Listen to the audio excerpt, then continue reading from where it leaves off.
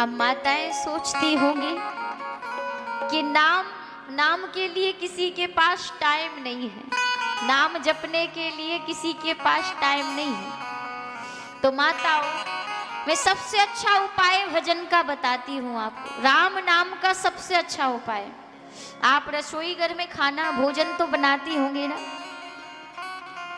तो भोजन बनाते बनाते अगर आप राम नाम का उच्चारण करते हैं तो समझ लेना कि फिर वो भोजन नहीं बल्कि प्रसाद बन जाता है। भोजन नहीं बनता, फिर वो भोजन प्रसाद बन जाता है। प्रसाद का अर्थ क्या है? पा यानी प्रभु, सा यानी साक्षात और दा यानी दर्शन। प्रसाद में प्रभु के ही साक्षात दर्शन होते हैं।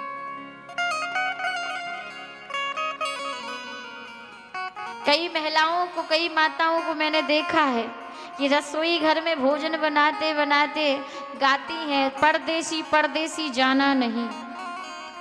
अब बताओ, अगर ऐसे तुम भोजन बनाओगी कि परदेसी परदेसी जाना नहीं, तो जो उस भोजन को खाएगा वो ऐसा परदेसी होगा कि लौट कर आएगा नहीं है। इसीलिए भोजन बनाने का भी नियम है। रसोई घर में जब आप प्रवेश करो, जहाँ अन्नपूर्णा का साक्षात वास होता है, और वहां अन्यत्र किसी चीज की चर्चा नहीं होनी चाहिए,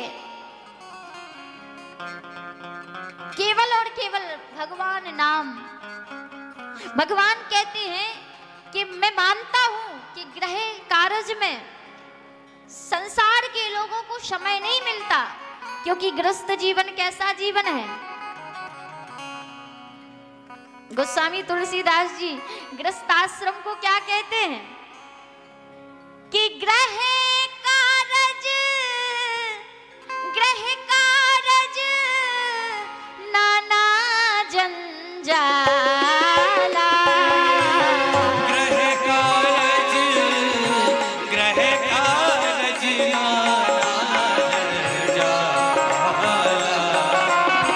तेयति दुर्गम शैल विशाला।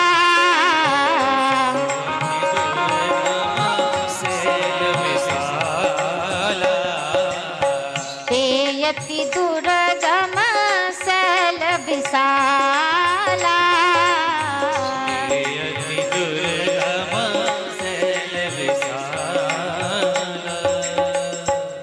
गोस्वामी तुलसीदास जी ने डंडा लगाया है।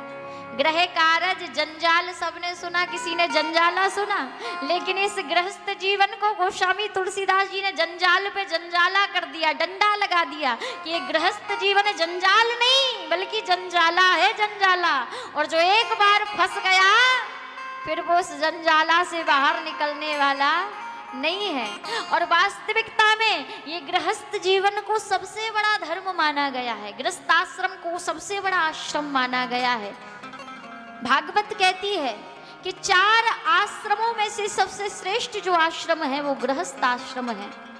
वानप्रस्थ, संन्यास, ब्रह्मचर्य और गृहस्थ, इन चारों में सबसे श्रेष्ठ कौन सा आश्रम है? धन्यो गृहस्थाश्रमः, धन्यो गृहस्थाश्रमः, धन्यो गृहस्थाश्रमः।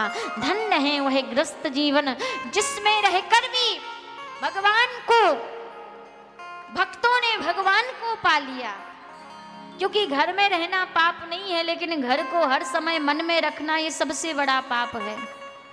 इसीलिए प्यारे, जिंदगी जब तक रहेगी फुर्सत ना होगी काम से, जिंदगी जब तक रहेगी फुर्सत ना होगी काम से, कुछ समय ऐसा निकालो प्रेम कर लो राम से।